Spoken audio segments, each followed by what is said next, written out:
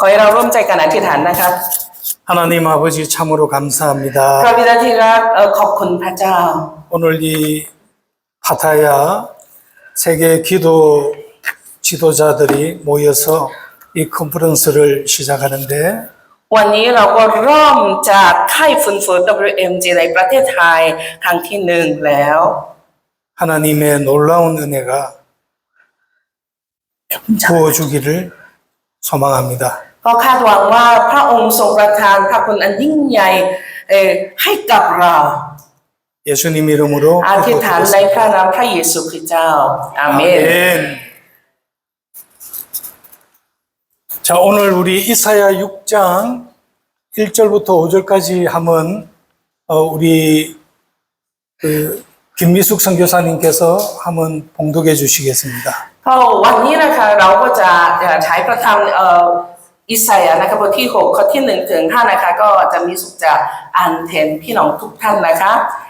ในปีที่กษัตริย์อุซิยาสิ้นพระชนม์ข้าพเจ้าได้เห็นองค์เจ้าในประทับบนพระที่นั่งสูงและรับการยกชูขึ้นและใช้ฉลองพระองค์ของพระองค์เต็มพระวิหารพวกเซราฟีมยืนอยู่เหนือพระองค์แต่ละตนมีปก6 ปีกฉาย2 ปีกปิดหน้าและฉาย2 ปีกคลุมเท้าและฉาย2 ปีกตีนต่างก็ร้องต่อกันและกันว่าบริสุทธิ์บริสุทธิ์บริสุทธิ์องค์พระผู้เป็นเจ้าจอมทัพศักดิ์ศรีของพระองค์เผยเต็มแผ่นดินโลกและรักฐานของธรณีประตูทั้งหลายก็สั่นสะเทือนเพราะเสียงของผู้ร้องและพระวิหารก็เต็มไปด้วยควันและข้าพเจ้าทูลว่าวิบากแก่ข้าพเจ้าเพราะข้าพเจ้าพินาศแล้วเพราะข้าพเจ้าเป็นคนลิ้นฝีปากไม่บริสุทธิ์และอาศัยอยู่ในหมู่ชนชาติที่ลิ้นฝีปากไม่บริสุทธิ์เพราะนายตาของข้าพเจ้าได้เห็นกษัตริย์คือองค์พระผู้เป็นเจ้าจอมทัพ자, 기도란 여러분 무엇일까요? คือความหมายคำอธิษฐานคืออะไรนะครับ 여러분이 기도를 많이 하고 계실 겁니다.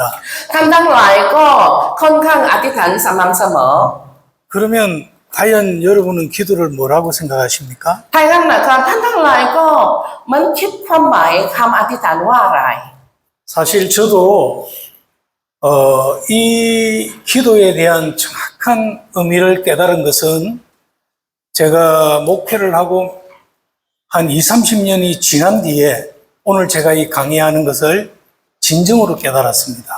ความจริงแล้วนะคะก็ผมเข้าใจความหมายที่แท้จริงของคำอธิษฐานนั้นนะคะตั้งแต่ผมก็รับใช้พระเจ้าประมาณ20 ปีนะคะมันเป็นศิษยาภิบาลที่ดูแลสมาชิก20 ปีแล้วก็มาตีความหมายคำอธิษฐานที่แท้จริงให้ชัดกว่านี้แล้วก็เตรียมคำสัมมนา 오늘 여러분께서 이 강의를 통해서 기도란 무엇인가를 알게 된다면 물론 여러분 다 잘 아시겠지만 좀 더 우리가 오늘 여기서 알게 된다면 여러분은 정말로 어떤 상황에서도 행복할 수 있습니다. ถ้าหากว่าถึงแม้ว่าท่านทั้งหลายนะคะก็รู้ว่าความหมายทั่วไปที่คำอธิษฐานนั้นคืออะไรแต่ว่าวันนี้นะคะท่านทั้งหลายก็ฟังโดยคำบรรยายในวันนี้นะคะก็เข้าใจอย่างลึกซึ้งที่ความหมายคำอธิษฐานนั้นก็เมื่อท่านทั้งหลายอธิษฐานนั้นก็มันอธิษฐานด้วยความให้ชัดเจนมากยิ่งขึ้นแน่นอน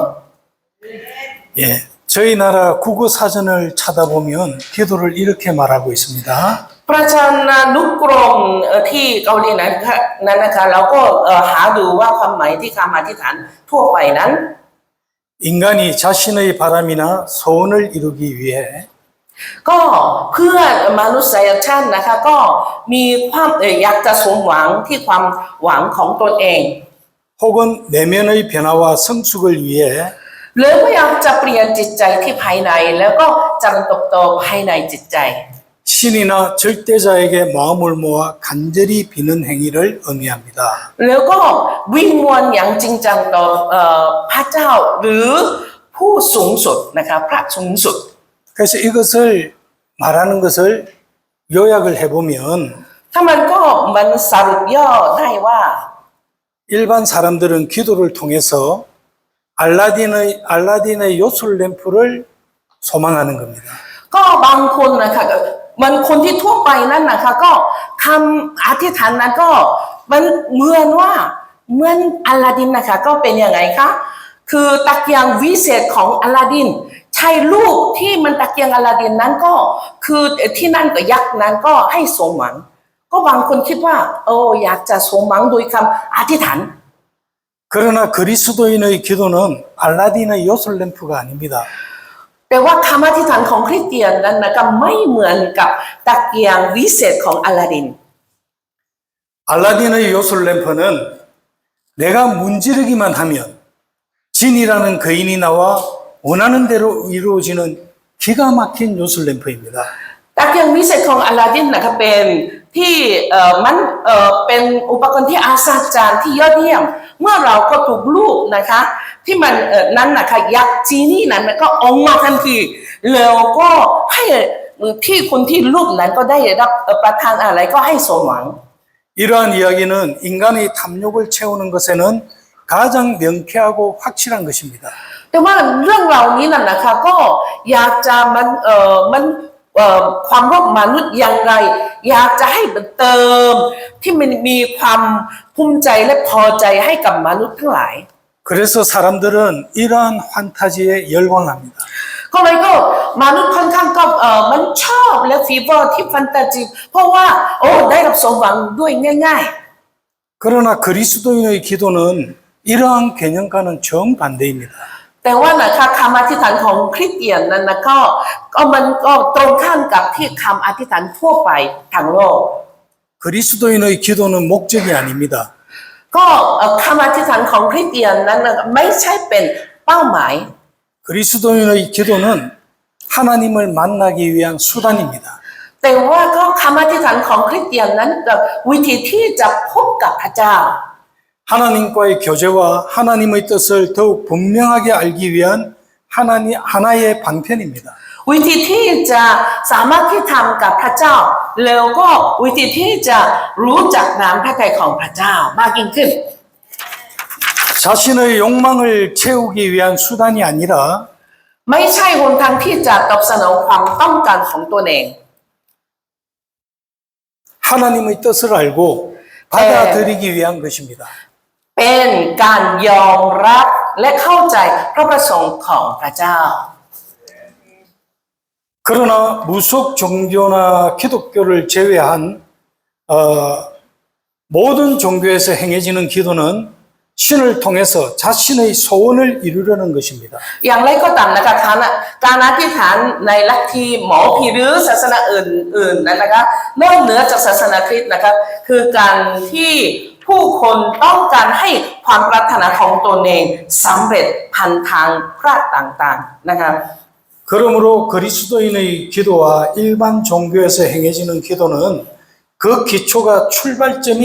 완전히 다른 것입니다. การอธิษฐานของคริสเตียนและการอธิษฐานในศาสนาทั่วไปนั้นนะคะนั่นก็มีพื้นฐานแตกต่างกันเพราะว่าจุดเริ่มต้นที่แตกต่างกันโดยสิ้นเชิง 그러면 그리스도인의 기도는 어디서 출발해야 할까요? ถ้าอย่างนั้นนะคะคำอธิษฐานของคริสเตียนก็เริ่มต้นจากที่ไหน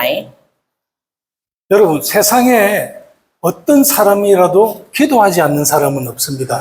คนที่อยู่ในโรงนี้นะคะก็ไม่มีสักคนหนึ่งที่ไม่ได้อธิษฐาน 샤머니즘, 토테이즘, 그리고 불교, 힌두교 그런 종교에도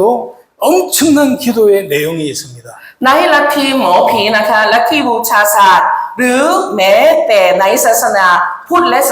ศาสนาฮินดูนะคะก็มีพลังในการอธิษฐาน 사람들은 각자 자기의 신 앞에 나와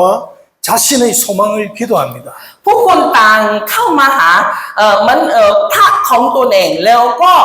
มันความหวังอะไรก็อ้อนวอนต่อพระของตนเอง 이런 기도의 행위를 통해 때로는 기적을 체험하고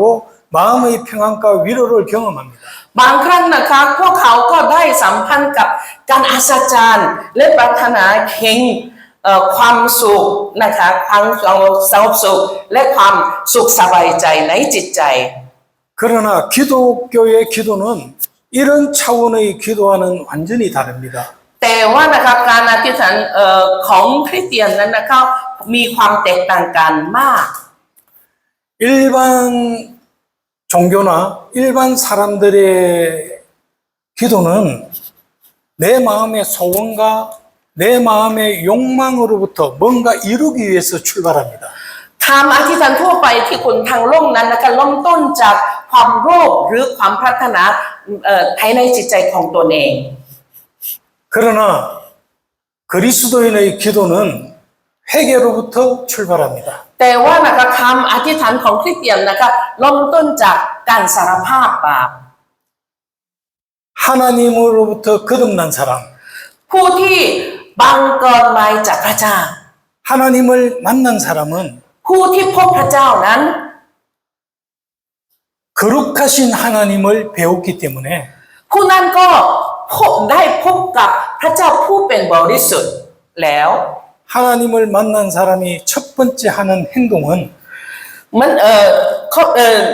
กระทำอันแรกที่ผู้ที่พบกับพระเจ้านั้น 회개입니다. คือการสารภาพบาป 바로 그 회개가 우리의 입으로 터져 나오는 첫 기도입니다. แล้วก็การสารภาพบาปนั้นนะคะใช้ปากของเราแล้วก็ออกด้วยความเชื่อว่าคือการสารภาพบาปคือคำอธิษฐาน 거룩하신 하나님을 만나면 내가 얼마나 큰 죄인인지를 자동적으로 깨닫게 됩니다. ผู้ที่พบกับพระเจ้าผู้เป็นบริสุทธิ์นั้นนะคะก็สามารถที่จะเข้าใจตนเองว่าเราเป็นคนบาปขนาดไหนเข้าใจอัตโนมัติเลย 하나님을 만남과 동시에 พรางพบกับพระเจ้า 회개가 터져 나오고 และออกสารภาพบาป 회개의 기도를 통하여 โดยคำอธิษฐานสารภาพบาป 하나님과의 교제가 시작이 되는 และ 거예요. เริ่มต้นที่ความสัมพันธ์กับพระเจ้า 이사야 6장 5절을 한번 읽어보겠습니다. เราจะอ่านพระธรรมอิสยาห์บทที่6ข้อที่5พร้อมกันได้ไหมคะอิสยาห์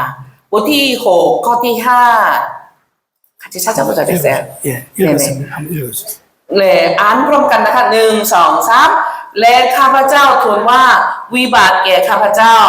เพราะข้าพเจ้าพินาศแล้ว เพราะข้าพเจ้าเป็นคนลิ้นฝีปากไม่บริสุทธิ์ และอาศัยอยู่ในหมู่ชนชาติที่ลิ้นฝีปากไม่บริสุทธิ์ เพราะไหนตาของข้าพเจ้าได้เห็นกษัตริย์คือองค์พระผู้เป็นเจ้าจอมทัพ 이사야 선지자는 우리 인간의 눈에는 최고의 신앙인입니다. ก็ผู้เผยพระวจนะคืออิสยาห์นั้นนะครับเป็นผู้เผยที่มีชื่อเสียงดีในสายตามนุษย์ 그는 뭐 그렇게 했는지는 모르겠지만 그는 정말로 하나님 앞에 충성된 일꾼으로 사역을 감당하고 있었습니다. ผู้นั้นนะคะก็รับใช้พระเจ้าด้วยมีความจงรักภักดีต่อพระเจ้า 그런데 그가 환상 가운데서 하나님을 만났습니다. แต่ว่าในขณะนิมิตของเขานั้นก็พบกับพระเจ้าแล้ว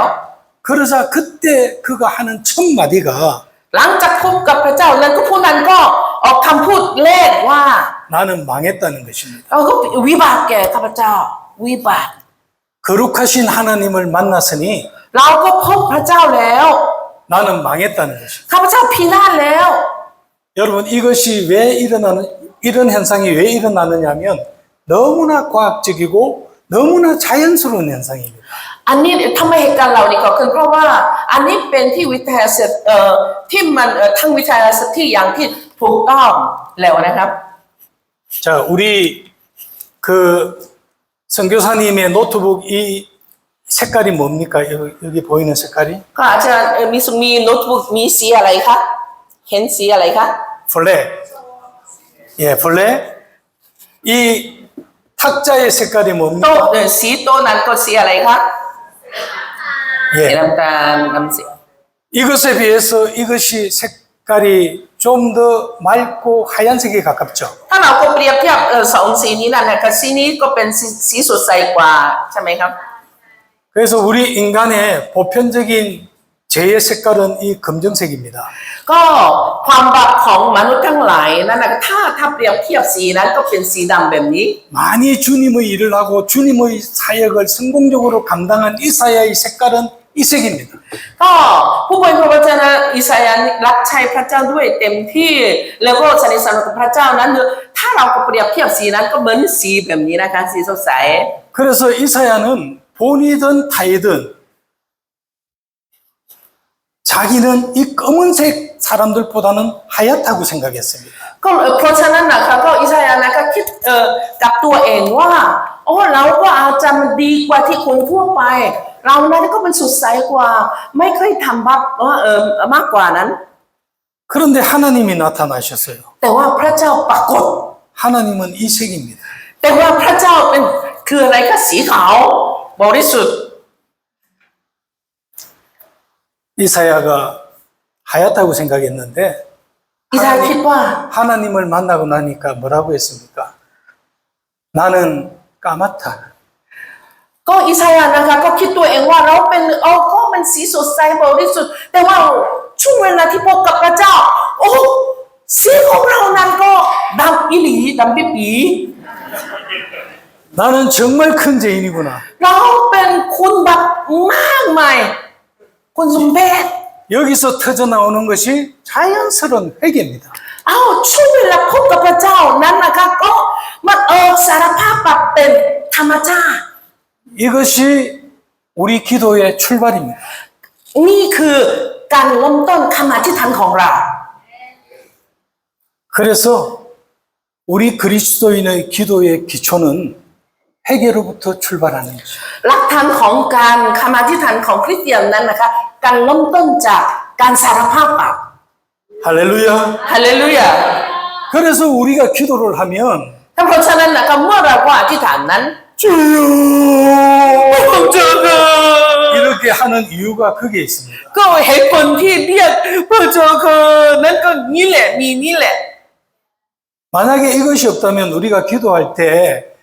하나님 아버지 참 좋아요. 복 주세요. 돈 주세요. ถ้าไม่มีเรื่องนี้นะคะแล้วเราก็อธิษฐานแต่พระบิดาของเราขอเสียงที่เราขอประทานให้มีเงินหน่อยให้พระพรหน่อยพูดแบบนี้เท่านั้น 그런데 하나님을 진짜 만나고 나니 แต่ว่านะคะเมื่อเราพบกับพระเจ้าที่แท้จริง 순백의 거룩하신 하나님을 만나고 나니 เมื่อเราพบกับพระเจ้าที่บริสุทธิ์แล้ว 나는 까맣다. เราเป็นสีดำคนบักจังเลย 나는 죄인이다. เราเป็นคนบักจังเลยสีดำอีหลี 하나님 내 죄를 용서해 주세요. พระเจ้าก็ทรงอภัยมาผมหรือจัน 예, 여기부터 출발하는 것입니다. นั่นแหละการเริ่มต้นจากสารภาพบาป 이거는 처음이자 마지막 알파요 오메가입니다. นี่ 기도의 คือการเริ่มต้นและการปลาย 기도의 알파의 오메가가 회개예요. 회개로 시작하고 회개로 문을 닫는 것입니다. คือคำอธิษฐานของอัลฟาและโอเมก้านั้นนะคะคือหมายถึงว่าก็คำอธิษฐานนั้นการเริ่มต้นการสารภาพและการตรงจบเป็นยังไงคะด้วยการสารภาพบาป 자, 이제 두 번째. ข้อที่สองนะคะ 그러면 이 회개의 기도는 기도하는 자를 어떤 상태에 이르게 할까요? แล้วนั่นนะคะก็เวลาเราก็อธิษฐานการสารภาพบาปนะคะทำให้ผู้ที่อธิษฐานสารภาพบาปเข้าสู่ที่ในสถานะใดนะคะ 저는 두 가지로 여러분들에게 말씀드리고 싶습니다. เราจะแบ่งปันสองข้อนี้ให้กับท่านทั้งหลาย 이것이 굉장히 핵심입니다. 오늘 강의에 เนื้อหาสำคัญในวันในช่วงเช้านี้นะครับ 회개의 기도는 ก็คำอธิษฐานของการสารภาพบาปนั้น 기도자의 인간적 욕망을 부인하고 ก็ปฏิเสธที่ความโลภของผู้ที่อธิษฐาน 하나님 앞에 겸손한 사람이 되게 합니다. แล้วก็กลายเป็นผู้ที่มีใจถ่อมลงต่อหน้าพระพักตร์พระเจ้า 쉽게 이야기하면 ง่ายๆพูดง่ายๆว่า 진짜 그리스도인, ถ้าเป็นคริสเตียนที่แท้จริงนั้น 하나님을 만난 그리스도인 ผู้ที่พบกับพระเจ้านั้นนะครับ 그는 겸손합니다. ผู้นั้นเป็นผู้ที่ถ่อมใจลง 그런데 이 겸손을 여러분이 정확하게 아셔야 됩니다. พี่น้องทั้งหลายเราต้องรู้ชัดเจนว่าความหมายที่มีการถ่อมตัวลงนั้นคืออะไร 하나님이 말씀하시는 겸손이 무엇일까요? คือการมีใจถ่อมตนสำหรับพระเจ้านั้นคืออะไรครับ 인간적으로 겸손이라는 것은 어떤 것일까요? ถ้าพูดถึงนะคะก็มนุษย์ทั่วไปนั้นก็ที่มีใจคนที่มีใจถ่อมลงนั้นคืออะไร 내가 많은 돈이 있고 ถ้าเรามีเงินมากมาย 내가 많은 권력이 있고 เรามีอำนาจมากมาย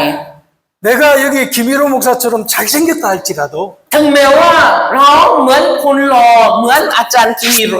ขอ 죄송합니다. โทษนะครับขอโทษนะครับ 다른 사람 앞에서 ก็ต่อหน้าคนอื่น 나는 돈 자랑하지 않고 ไม่ต้องก็ภูมิใจอวดว่าเราเมื่อมีเงินมีทอง 권력 자랑하지 않고 เราไม่ต้องอวดที่มีอำนาจของตัวเอง 인물 자랑하지 않고 เราไม่ต้องใบหน้าของเราก็รอขนาดไหนสวยขนาดไหน 허리를 숙이면서 แล้วก็คุกเข่านะคะ 안녕하세요. ก้มตัวลงแล้วก็สวัสดีครับ 사와디카 สวัสดีครับเซล 고kun카 คำสมิดา 제가 치앙마이 쪽에 선교를 합니다. ก็เรานั่นก็ไปมิชชั่นที่เชียงราย 한 10몇 년 하고 있는데 ประมาณ10 ปีแล้วนะครับ 처음에 제가 거기 갔을 때 ก็ผมก็ไปครั้งแรกนะครับ 사와디카 ก็พูดว่าสวัสดีครับ 고kun카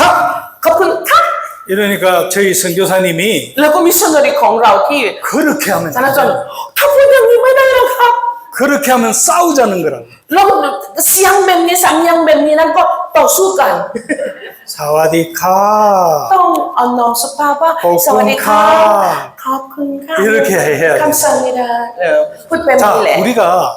나가. 일반적으로 사람을 만나면 ถ้าหากว่านะคะเราก็เจอที่คนที่ทั่วไปนั้นนะครับ 내가 정말로 권력이 있고 돈이 있는데도 그 사람 앞에서 아주 친절하게 하는 이것을 보고 야, 저 사람 참 겸손하다라고 이야기합니다. ถ้าหากว่านะคะเราก็มองดูคนที่มีใจถ่อมลงนั้นนะคะผู้นั้นลักษณะเป็นยังไงนะคะถึงแม้ว่าเรามีทรัพย์สมบัติเยอะแยะแล้วก็มีพลังอำนาจมีเยอะแยะแต่ว่าก็เราก็เจอคนหนึ่งคนใดที่มีมันอ่อนน้อมสุภาพแล้วก็มันสำเนียงที่อ่อนน้อมสุภาพด้วยแล้วก็ให้เกียรติคนอื่นนั้นผู้นั้นเป็นผู้ที่มีใจถ่อมลง 자, 그래서 그러면 성경이 말하는 겸손은 뭘까? ถ้างั้นนะคะก็ในพระคัมภีร์ก็ตีความหมายว่าการมีใจถ่อมลงนั้นเป็นยังไง 마태복음 5장 3절에 답이 있습니다. ในมัทธิวบทที่5ข้อที่3นั้นนะคะมีคำตอบนะคะมัทธิวบทที่ 마태복음 5장 3절이 뭡니까? 심령이 가난한 자를 이야기합니다. ก็คนที่ยากจนในด้านจิตวิญญาณใช่ไหมคะ 심령이 가난한 자는 복이 있나니 천국이 그의 것입니다. ก็คนที่ยากจนในด้านจิตวิญญาณนั้นก็เป็นพรเพราะว่าแผ่นดินสวรรค์เป็น 여러분 ของเขา 이 팔복의 첫 복이죠. แล้วก็พระพรที่เป็นอย่างอันนี้เป็นที่พระพรอันแรกใช่ไหมครับ 이것은 천국에 들어가는 첫 계단이고 อันนี้เป็นที่บันไดที่หนึ่งที่จะเข้าสู่แผ่นดินสวรรค์ 이 계단을 들어가지 않은 사람은 ถ้าคนที่ไม่เหยียบที่บันไดที่บันไดแรกนั้นนะครับ 그가 귀신을 내어쫓고 ถึงแม้ว่าเขาก็ขับผี 병자를 고치고 แล้วก็รักษาคนป่วย 많은 봉사를 하고 ถึงแม้ว่าปฏิบัติมากมาย 많은 헌신을 해도 แล้วก็ปฏิบัติรับใช้มากมาย 그는 천국에 입성할 수가 แต่ 없어요. คนนั้นไม่สามารถที่จะเข้าไปแผ่นดินสวรรค์ 심령이 가난한 자가 돼야 천국에 들어갈 수 있습니다. เราต้องผู้ที่ยากจนในด้านจิตวิญญาณถึงจะเข้าไปแผ่นดินสวรรค์ได้ 나머지는 그 다음 문제입니다. แต่ว่านอกจากนั้นก็เป็นคือปัญหาอย่างอื่น 자, 심령이 가난한 자라는 말이 뭐냐면요. ผู้ที่ยากจนนั้นความหมายว่าอะไรนะครับ 이 가난한이라는 단어가 원어를 보면 คือยากจนนะครับความหมายเดิมนั้น 프토코스라는 말로서 พุทโคสนะครับ 헬라어부터 ก็ 예, 예. ภาษากรีกนะคะ 구걸하는이라는 말입니다. แล้วก็ขอร้องความหมายว่าขอร้อง 그런데 이 구걸하는이라는 단어가 신약 성경에서 한 군데가 더 서여져 있습니다. แล้วก็จริงๆขอทานด้วยนะความหมายว่าขอทาน แต่ว่าในพระคัมภีร์ใหม่นั้นก็มีความหมายอีกที่หนึ่ง 누가복음 16장에 ลูกาบทที่ 16 นะคะ 거지 나사로를 말할 때 แล้วก็พูดถึงที่ลาซารัสคุณขอทานลาซารัสใช่ไหมครับ 한 거지가 헌데투성이로 부자의 대문 앞에 버려져 있죠. เขานั้นก็คุณขอทานนะคะก็ถูกทอดทิ้งที่หน้าประตูที่คนร่ำรวย 거지 나사로를 말하는 그 거지가 바로 이 가난한이라는 뜻입니다. คนขอทานที่นาซารัสนั้นนะคะคือความหมายว่าที่มันรูปร่างกายที่มันก็ไม่ค่อยสวยงามที่มันลุกมากผู้นั้นแหละเป็นความหมายที่คนขอทาน 우리가 일반적으로 가난하다는 것은 ถ้าว่าในความหมายทั่วไปที่คนยากจนนั้น 형편이 조금 어렵다는 뜻입니다. สภาพสิ่งแวดล้อมที่ยากนิดนึง 그러나 여기서 심령이 가난하다는 것은 แต่ว่านะคะในพระคัมภีร์นะคะก็ยากจนในด้านจิตวิญญาณนั้น 여러분 거지 나사로의 상태를 아시죠? มันก็พี่น้องทั้งหลายก็สภาพของลาซารัสก็รู้ใช่ไหมครับ 부자의 상 앞에서 떨어지는 음식을 주워 먹으려고 하고 เขานั้นก็อยากจะกินคืออะไรก็เศษอาหารที่โต๊ะของคนร่ำรวย 그의 몸이 다 헐어 있고 เขานั้นก็มีบาดแผลทั้งตัวเลย 강아지가 불쌍해서 핥아주는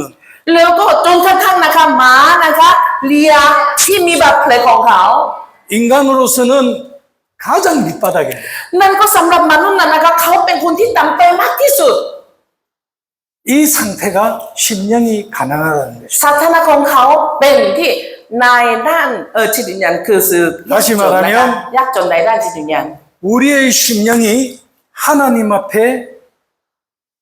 나의 모든 것을 버리고 하나님의 거룩한 을을 구걸하는 상태. คือความอธิษฐานนั้นนะคะก็ในด้านจิตวิญญาณที่ยากจนก็เลยนะคะสภาพสิ่งแวดล้อมหรือในจิตใจของเราทุกสิ่งทุกอย่างวางพระหัตถ์ยิ่งใหญ่ของพระเจ้าแล้วก็เหมือนเรากลายเป็นคนยากจนขอร้องและวิงวอนต่อหน้าพระพักตร์พระเจ้า 그것이 회개고 นี่คือเป็นการสารภาพบาป 그 사람이 예수님을 만난 사람이고 ก็ผู้ที่ทำเช่นนั้นเป็นผู้ที่พบ 그 사람이 천국에 첫 발을 내디디는 것입니다. ผู้นั้นเป็นกำลังก้าวหน้าที่มันคันที่หนึ่งที่เข้าสู่ที่แผ่นดินสวรรค์ 하나님을 만난 사람은 ผู้ที่พบกับพระเจ้านั้น 자신이 얼마나 파괴된 사람인지를 아는 것입니다. ก็รู้ตัวเองว่ามันตัวเองที่ถูกทำลายในด้านจิตวิญญาณขนาดไหนก็รู้ชัดเจน 파괴된 자아를 부둥켜 안고 ก็เราก็สูญเสียไปแล้วถูกทำลายเสื่อมโทรมขนาดไหนนั้นก็รู้ว่าตัวเอง 하나님 앞에 나가는 것. แล้วก็เราก็เข้าสู่ต่อหน้าพระพักตร์พระเจ้าด้วยจิตวิญญาณยากจน 하나님의 거룩하신 앞에 ต่อหน้าพระเจ้าผู้เป็นผู้บริสุทธิ์ 살려달라고 기도하는 것. อธิษฐาน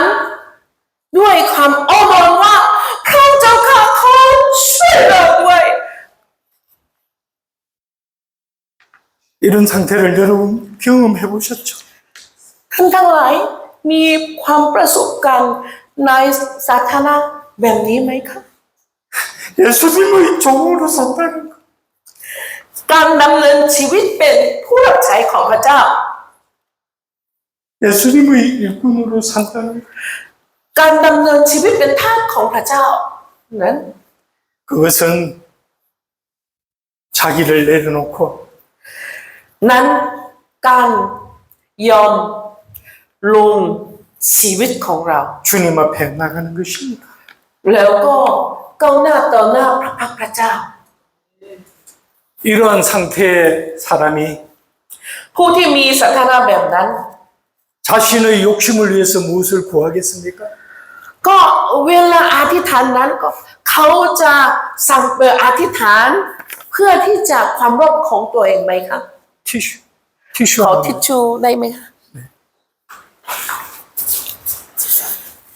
아, 감사합니다. อาจารย์อธิษฐานด้วยการสารภาพบาปสม่ำเสมอและอยู่ใกล้ชิดพระองค์สม่ำเสมอก็เลย 여러분이 기도를 많이 하셔서 ท่านทั้งหลายอธิษฐานเพื่อมันมากมายก็เลยพระองค์แต่ต้องสัมผัสจิตใจเรา 하나님께서 저에게 눈물을 흐르게 하셨습니다. พระองค์ทรงประทานให้ผมน้ำตาไหล 그래서 เพราะฉะนั้น 이러한 상태에 이른 사람은 คนที่ถึงสถานะที่ยากจนในด้านจิตวิญญาณนั้น 자기의 욕망을 위해서 기도하지 않습니다. ไม่ได้อธิษฐานเพื่อความโลภของตัวเอง 하나님을 알기 위해서. ก็อธิษฐานเพื่อที่จะรู้จักพระเจ้ามากยิ่งขึ้น 그리고 하나님의 영광을 위해서. ก็อธิษฐานเพื่อที่จะดำเนินชีวิตเพื่อที่จะถวายพระสิริของพระเจ้า 기도하는 것입니다. อธิษฐานเพื่อพระสิริของพระเจ้า 그러므로 예수님께서 이렇게 말씀하셨죠. เพราะฉะนั้นนะครับพระเยซูทรงตรัส 너희는 먼저 그의 나라와 그의 의를 보아. จงแสวงหาแผ่นดินของพระเจ้า 이게 1번입니다. อันนี้เป็นคืออันดับแรก 그런데 우리는 이방 사람처럼 먹을 거, 입을 것을 먼저 구하는 사람이 있습니다. แต่ว่านะครับพวกเราก็ค่อนข้างว่าอธิษฐานเหมือนคนที่ทั่วไปว่าขอเหมือนอาหารขอเสื้อผ้านุ่งห่ม 우리가 먹을 거, 입을 거 중요합니다. 구해야 됩니다. ก็การกินแล้วก็การใส่เสื้ออะไรต่างๆนั้นเป็นการสำคัญต้องขอ 그런데 그의 나라와 그의 의를 먼저 구하면 แต่ว่าถ้าเราแสวงหาแผ่นดินของพระเจ้าก่อนแล้วนั้น 예수님께서 중요한 약속을 하셨습니다. ก็พระเยซูทรงสัญญาที่สำคัญ 너희가 육신을 위해 구하여야 할 것, ถ้าก็ท่านทั้งหลายก็อธิษฐานเพื่อเนื้อหนัง 너희에게 알아서 준다. นั้นนะคะเราจะประทานให้เลย 할렐루야. ฮาเลลูยา 오늘부터 정말로 하나님의 영광을 위해서 회개하면서 주님 앞으로 나가서 주님을 바라보면서 주님이 무엇을 원하는지를 우리가 다 같이 열심으로 구해보면요. 육신의 것은 하나님이 채워주는 기적을 여러분이 맛볼 수 있습니다. ท่านทั้งหลายรู้รสชาติที่ถูกสัมผัสจากพระเจ้าว่าตั้งแต่วันนี้นะคะท่านทั้งหลายก็มันแสวงหาแผ่นดินของพระเจ้าโดยคำอธิษฐานนั้นนะคะพระองค์ทรงประทานสิ่งที่ต้องกับเราแม้ว่าเนื้อหนังของเรานั่นนะคะก็ท่านทั้งหลายมีความประสบการณ์แน่นอน 몇 시까지 합니까? ก็จบ 오늘 강의 이 시간이 몇 시까지입니까? มีเวลากี่นาทีนะคะ 몇 분, 40분까지 11시 40분까지 하면 되네 11시 40분요? 네네네 아, 그러면 네 5분 일찍 끝내주는 게 예의잖아요. นี่ก็เราจะรอบด้วยที่มัน5 นาทีก่อนที่เวลากำหนดใช่ไหมครับ 최대한 제가 조금 일찍 마치는 방향으로 하겠습니다. พยายามให้จบเร็ว 너무 좋죠? ๆดีใจไหมคะก็안 좋다는데요. 예. 안 좋대요? 네, 안 아, 좋대요. 예. 너무 좋나 봐요. 아, 예, 예, 예. 그래서 제가 지금 이번 회개와 기도는 그리스도인을 진정한 평화와 행복에 이르게 합니다를 지금 하고 있어요. ตอนนี้นะคะก็ข้อที่2นั้นนะคะก็คำอธิษฐานของการสารภาพบาปนั้นนะคะทำให้คริสเตียนที่แท้จริงก็เข้าสู่ที่มีความสุขที่แท้จริง 이제 오늘 강의의 본질로 들어갑니다. เราจะเข้าสู่ที่เนื้อหาสำคัญในบรรยายนี้นะครับ 여러분, 자신의 소원을 이루고자 하는 욕망의 기도는 만족함이 없습니다. คำอธิษฐานเพื่อที่จะสมหวังความโลภของตนเองนั้นนะคะไม่มีความพอใจ 세상에 많은 사람들이 ก็คนทั้งโลกนี้นะคะก็ค่อนข้างนะครับ 더 많은 권력, อยากจะแสวงหาที่อำนาจมากกว่านั้น 더 많은 돈을 อยากจะได้รับทรัพย์สมบัติมากกว่านั้น 위하여 끊임없이 노력합니다. ก็เลยก็พยายามตระหนักด้วยว่าอยากจะมีอำนาจอยากจะมีเงินมีทอง 만족함이 없습니다. ไม่มีความพอใจสักที่หนึ่ง 그가 행복할까요? 불행할까요? แต่มันก็พวกนี้นั้นก็มีความสุขหรือเปล่าคะ 만족함이 없는 삶은 불행한 삶이에요. การดำเนินชีวิตที่ไม่มีความพอใจนั้นก็เหมือนว่ามันชีวิตที่โศกเศร้า 여러분, 대한민국의 삼성을 여러분 아시죠? 삼성그룹. พี่น้องทั้งหลายที่มันบริษัทซัมซุงที่ในประเทศเกาหลีรู้ไหมครับซัมซุงนะครับโทรศัพท์มือถือด้วยนะ 그 삼성의 초대 회장님이 이병철입니다. นั่นนะครับประธานที่ซัมซุงนะคะเจ้าของที่ซัมซุงนั้นอีบยองเชอร์ 그분이 เป็นคนแรก 암에 걸렸을 때 เขาตกเป็นโรคมะเร็งนะคะ 기도하시는 분들을 통해서 암을 치료받았습니다. ช่วงเวลานั้นนะครับผู้ที่นักอธิษฐานนะคะก็อธิษฐานเพื่อเขาแล้วก็ได้รับการรักษา 그래서 많은 일을 하겠다고 약속을 했는데 เขานั้นสัญญาว่าเราจะทำบางสิ่งบางอย่าง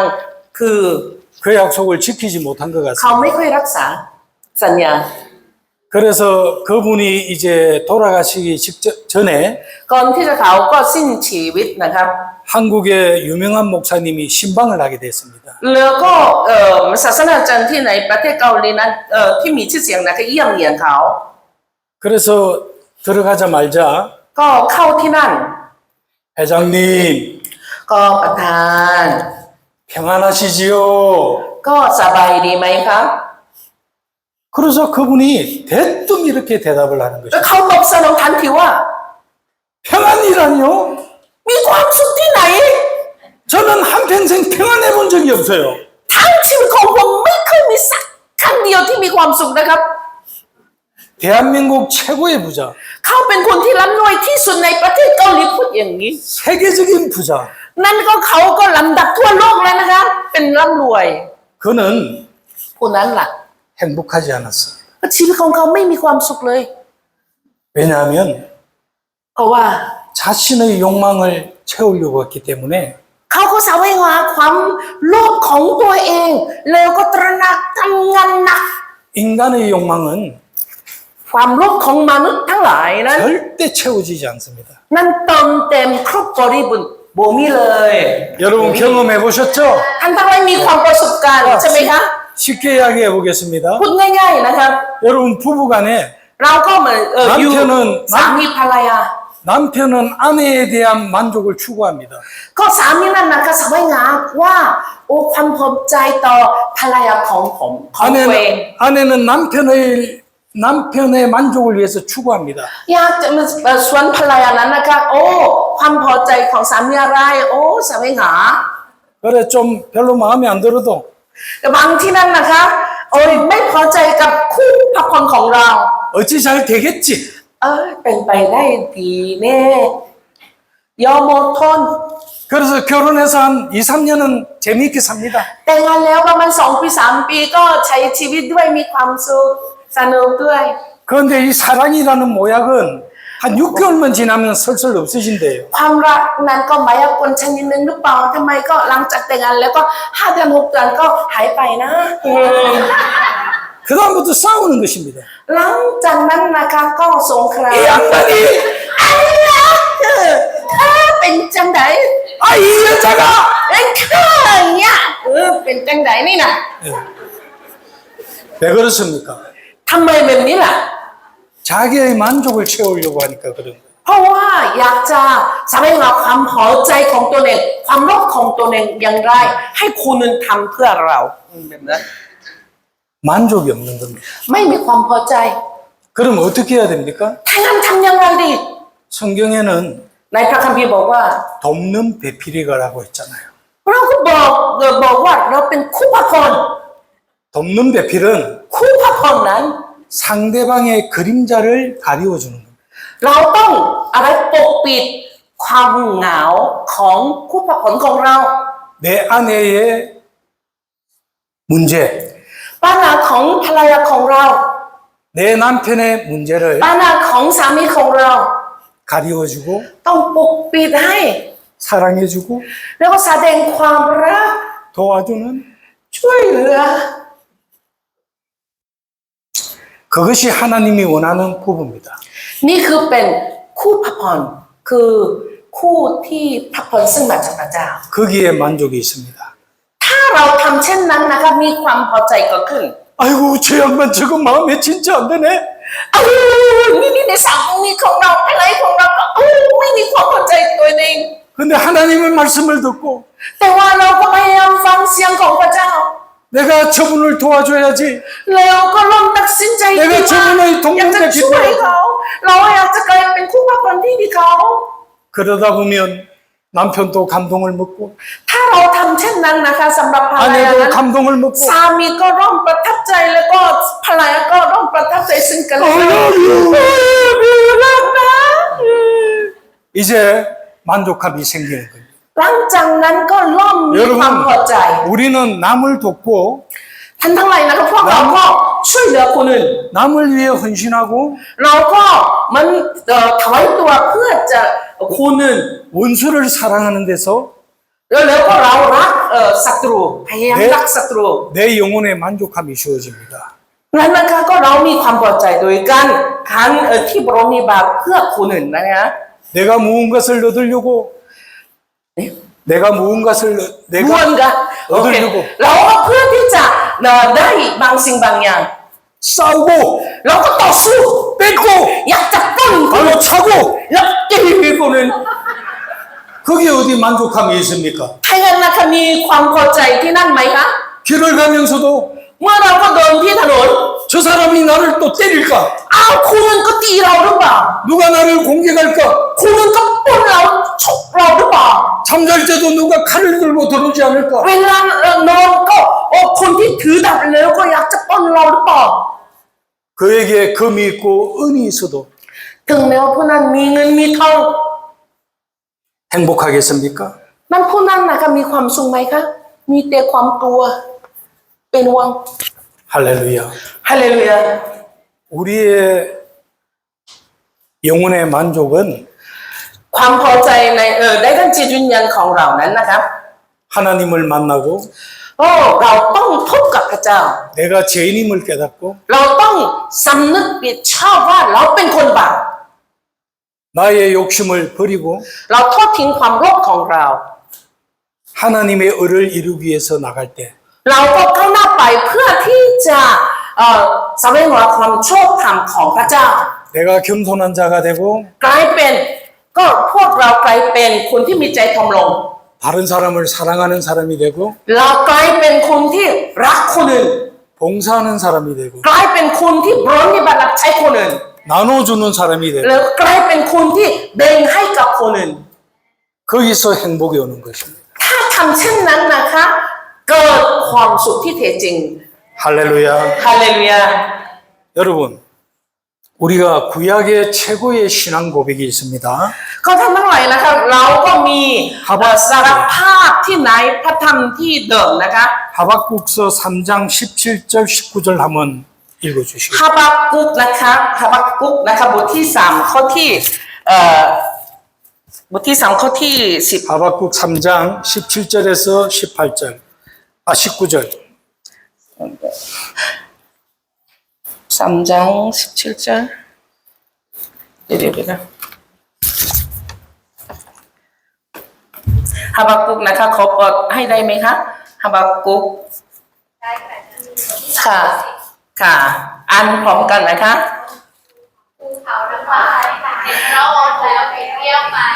กระแสน้ำเชี่ยวหลากก็หวาน ไม่นะคะฮาบากุกบทที่3ข้อที่17ถึง19นะคะเมต้นมาเดือ1 2 3เมต้นมาเดือไม่มีดอกบานหรือเถาอาวุธไม่มีผลมากอกก็ขาดไปทุ่งนามีได้ผลผลิตอาหารแม้พุงแก่แก่ขาดไปจากคอกแกะไม่มีพุงหัวที่ในโรงถึงกระนั้นข้าพเจ้าจะละลงในพระยาเวห์ข้าพเจ้าในพระเจ้าแห่งความรอดของข้าพเจ้า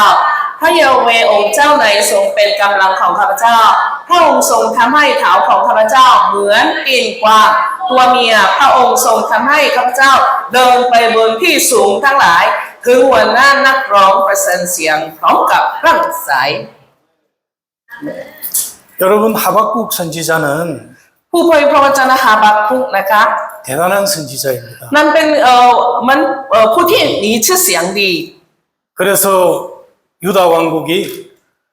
ก็อาณาจักรยูดาห์นะครับ 망해가는 모습을 보고 กำลังถูกทำร้ายลง 하나님께 따졌습니다. ก็เลยก็เขาก็มันอ้อนวอนต่อพระเจ้า 하나님께 호소했습니다. แล้วก็มันขอร้องต่อพระเจ้า 그런데 그가 불만이 굉장히 많았어요. 하나님께. เขานั้นน่ะไม่มีความพอใจมากมายต่อพระเจ้า 우리가 보면 교회에도 열심히 있는 사람들이 잘못하면 불만이 굉장히 많을 수 있습니다. พี่น้องทั้งหลายเมื่อเราก็เห็นสมาชิกในคริสตจักรนะคะผู้ค่อนข้างผู้ที่มีพยายามปรนนิบัติรับใจมากมายนั้นก็ล่มบนก็ขึ้น 왜 그런 줄 아십니까? ให้คนแบบนี้ก็ขึ้นยังไง 우리 사람은 ก็มนุษย์ค่อนข้างจะนะคะ 아무리 겸손해도 ถึงแม้ว่ามีใจคมลงขนาดไหน 한계가 있습니다. แต่มีกำหนดด้วย 여러분도 그렇잖아요. ก็พวกเราเช่นนั้นไม่ใช่เหรอคะ 여러분도 뭔가 열심히 일을 해서 เพราะท่านทั้งหลายก็ปรนนิบัติรับใจด้วยเอาจริงเอาจัง 뭔가 이루어졌습니다. บางที่ก็มันสำเร็จบางอย่าง 교회가 성장해 하고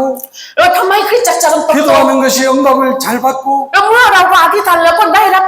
คำตอบจากพระเจ้า 그러면 언제부터인지 모르게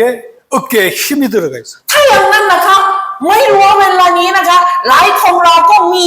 ร่มมีพลังแล้วก็เหมือนอวดตัว 자기도 모르게 자기의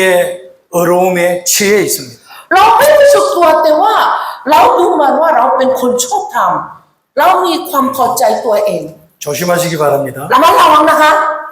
ระมัดระวังคิดเช่นนั้น 하박국도 그랬습니다. ก็ผู้เผยพระวจนะฮาบาคุกแบบทำเช่นนี้ 내가 이렇게 기도하고 เราก็อธิษฐานเช่นนั้น 내가 이렇게 하나님의 나라 이스라엘을 위해서 우리가 이렇게 기도하는데도 เรา 왜 ก็อธิษฐานเพื่อที่อาณาจักรของอิสราเอลขณะนี้ 왜 이 나라가 이 모양 이 꼴입니까? ทำไมประเทศนั้นทำไมมันอยู่ในสภาพเช่นนั้น 하나님 아버지 พระเจ้าพระแม่เจ้าค่ะ 왜 나를 이렇게 괴롭히는 겁니까? ทำไมทำลายจิตใจของผมแบบนั้น 여러분도 좀 어렵고 힘들고 일이 뜻대로 안 풀리면 ถ้าท่านทั้งหลายเช่นกันใช่ไหมคะถ้าเราก็จะอยู่ในสภาวะที่มันวิกฤตตกนั้นนะก็แล้วก็ยาก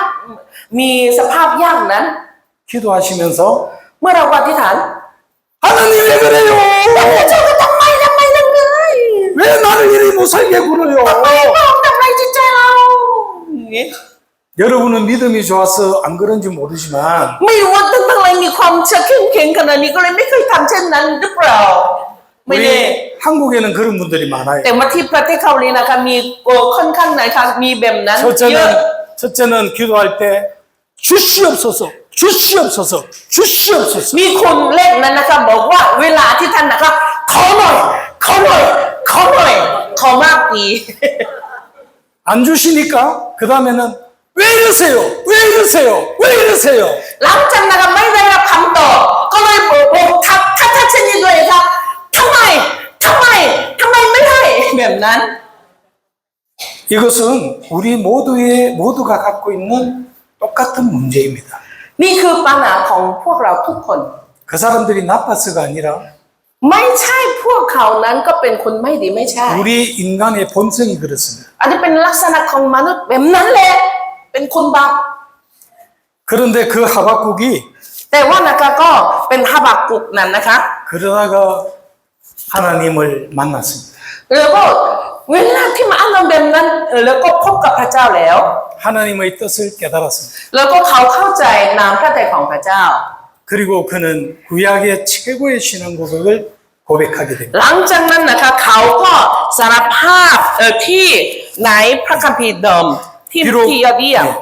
비록 무화과 나무가 무성하지 못하며 포도나무의 열매가 없으며 감람나무의 소출이 없으며 밭에 먹을 것이 없으며 우리의 양이 없으며 외양간에 소가 없을지라. ถึงแม้ว่านะคะก็ต้นมาเดือที่ไม่ออกผลนั้น แล้วก็ที่มันหรือเทาอางุ่นไม่มีผลมะกอกก็ขาดไปทุ่งนามีได้คนผลิตอาหาร 인간적으로 자기가 자기의 어려움에 또 자기의 마음에 뜻대로 되지 않을지라도 ถึงแม้ว่านะคะก็การดำเนินชีวิตไม่ตามความประสงค์ของตัวเอง 나는 แต่ฉัน 구원의 하나님 한 분으로 อยากจะมีความปิติยินดี 기뻐합니다. เพราะว่าพระเจ้าเป็นผู้ให้เราความรอด 깨달은 거죠. เขาก็ตระหนักเลย 내가 지금 가난한 것도 하나님의 뜻이다. ก็แม้ว่าเราเป็นยากจนอันนี้บางสิ่งบางอย่างมีเหตุผลจากพระเจ้าแน่ 가난 속에서 가난한 사람을 이해하게 되었다. ๆโดยความท่ามกลางความยากจนเราก็เข้าใจคนที่ความยากลำบาก 하박국은 하나님을 만나고 ฮาบากุกนั้นครับช่วงเวลาพบกับพระเจ้า 모든 자기의 어려움의 불만이 해결이 되었고 แล้วก็เขาแก้ปัญหาความไม่พอใจของความยากลำบากของตนเอง 그는 ก็คนนั้นนะคะ 하나님 한 분으로 นั่นก็พระเจ้าองค์เดียวเท่านั้น 기뻐하는 사람이 되었던 ทำให้เขาเป็นผู้ที่มีชื่นชมยินดีและมีความสันติสุข 할렐루야. ฮาเลลูยา 조금 더 할 것은 있지만 일단은 핵심을 다 해서 이제 마무리를 해볼까 합니다. ความจริงนะคะมีบรรยายที่เหลืออีกแต่ว่านะคะก็สิ่งที่สำคัญเนื้อหาสำคัญนั้นก็แบ่งปันแล้วนั่นนะคะที่เหลือนั้นก็สรุปย่อ 우리 사랑하는 세계 기독 여성 리더 여러분, ก็ผู้นำกลุ่มสตรีทั่วโลกคือ WMG ท่านทั้งหลาย 바른 기도의 터는 คือหลักฐานที่ของการอธิษฐานที่แท้จริง 회개로부터 출발합니다. การเริ่มต้นจากการสารภาพบาป 이 말이 무슨 말씀인지 이제 조금 잘 아시겠죠? ท่านทั้งหลายนะคะความหมายนี้คืออะไรท่านทั้งหลายรู้ชัดเจนใช่ไหมครับ 예. ตอบด้วยนะครับ 정말 우리가 하나님을 만나고 하나님을 만나면 자동적으로 회개하게 되고 ถ้าหากว่านะคะเราก็พบพระเจ้านั้นนะคะก็มันเริ่มการสารภาพบาปแบบอัตโนมัติอันนี้เป็นหลักฐานที่พบกับพระเจ้า 그 하나님 앞에 나의 인간적인 욕망은 너무나 부끄럽다는 걸 알게 됩니다. แล้วถ้าเราก็พบกับพระเจ้านั้นนะคะก็สำนึกผิดชอบว่าความโลภของเรานั้นนะคะมาอายเหลือเกินต่อหน้าพระเจ้าผู้เป็นผู้บริสุทธิ์ 그때부터 그는 하나님의 뜻을 따라 หลังจากนั้นนะคะก็ดำเนินชีวิตตามพระทัยของพระเจ้า 하나님의 영광을 위해 เพื่อพระสิริของพระเจ้า 그리스도의 신부로서 แล้วก็เป็นเจ้าเสาของพระคริสต์ 기도하게 됩니다. นั่นก็เขาร่วมอธิษฐานแบบนั้น 이 바탕 위에서 นั่นก็หลักฐานบนการสารภาพบาป 기도해야 นั่นก็เมื่อเราอธิษฐานแบบนั้น 하나님의 응답이 있습니다. นั่นก็สามารถที่จะได้รับคำตอบจากพระเจ้า 태국의 복음을 위해서 เพื่อที่จะประเทศไทยกลายเป็นประเทศที่มีความเชื่อ 여러분의 섬기는 곳에 복음을 위해서 ก็สถานที่ท่านทั้งหลายรับใช้นั้นกลายเป็นผู้ที่มีความเชื่อจำนวนมากมายก็ขึ้น 파타야의 복음을 위해서 เพื่อที่จะข่าวประเสริฐของพระเจ้าขยายในทั่วพัทยาด้วย 여러분 기도방의 부흥을 위해서 แล้วก็ห้องอธิษฐานของท่านทั้งหลายขยาย 여러분이 진실로 기도하면 ถ้าหากว่าท่านทั้งหลายอธิษฐานด้วยจริงจังนะ 하나님의 영광을 위해서 기도하면 ถ้าท่านทั้งหลายอธิษฐานเพื่อพระสิริของพระเจ้านั้น 하나님께서는 여러분의 가족도 พระเจ้าทรงประทานให้ครอบครัวท่านทั้งหลาย 형편도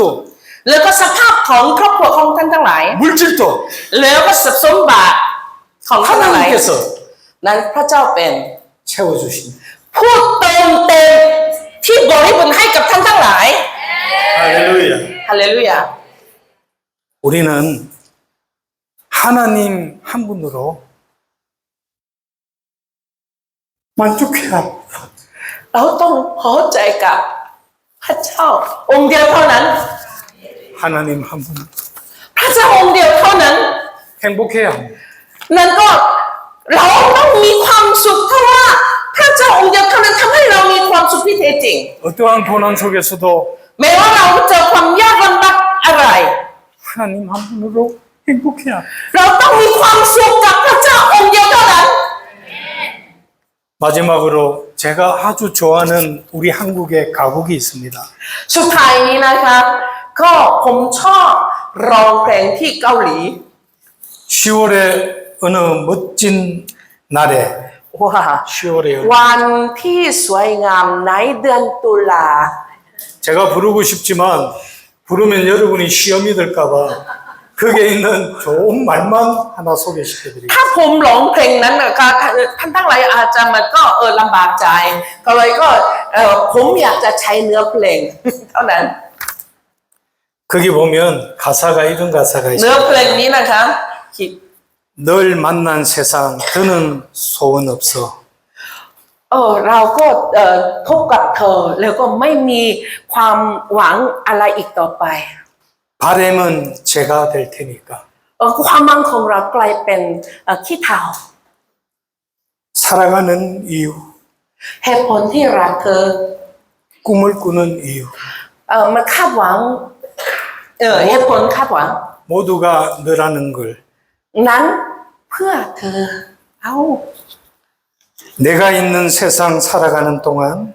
การดำเนินชีวิตในโลกนี้ เพราะว่ามันอยู่กับเธอ 더 좋은 것은 없을 거야. ไม่มีดีกว่านี้เองเพราะว่าอยู่กับเธอ 여기 예수님만 넣으면 우리가 예수님에 대한 고백 아니겠습니까? ถ้าแทนที่จะคำสัตย์เธอเราตอมพระเยซูนั้นนะคะ เราสารภาพว่าเรารักพระเยซูขนาดไหน 예수님 외에 더 바라는 것은 นอกจากพระเยซูไม่มีคาดหวังอะไรเลย 죄라는 것을 우리는 ถ้าเราคาดหวังนอกจากพระเยซูนั้นเป็นความบาปแค่ขี้เถ้าเลย 예수님 한 분으로 행복한 사람. พระเยซูองค์เดียวเท่านั้น เราได้เป็นมีความสุขที่แท้จริง 그는 어디에 있든지 ก็ผู้นั้นก็อยู่ที่ไหนก็ตาม 매를 맞든지 แม้ว่าโดนตี 밥을 굶든지 เราก็ไม่ได้กินข้าว 예수님으로 인하여 โดยพระเยซูคริสต์ 행복하니까. เพราะว่ามีความสุข 아이고. 죄송합니다. ขอโทษค่ะ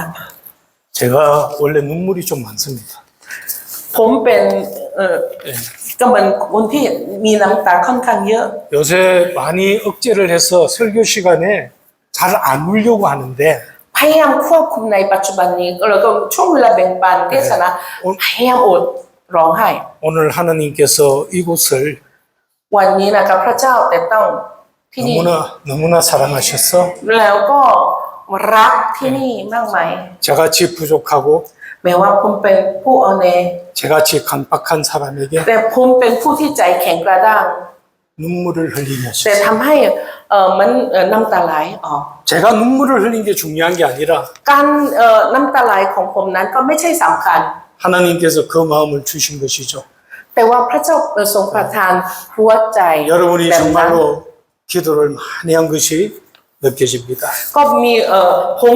มีความรู้สึกว่าท่านทั้งหลายอธิษฐานเผื่อมากมายแน่นอน 자, 이제 한마디로 정리하겠습니다. เราจะสรุปด้วยคำบรรยายที่ประโยคเดียวนะครับ 진짜 그리스도인은 ถ้าคริสเตียนที่แท้จริงนั้นนะครับ 하나님을 만난 사람입니다. เป็นผู้ที่พบกับพระเจ้า 하나님을 만난 사람은 ผู้ที่พบกับพระเจ้านั้น 아이가 첫 마디를 하듯이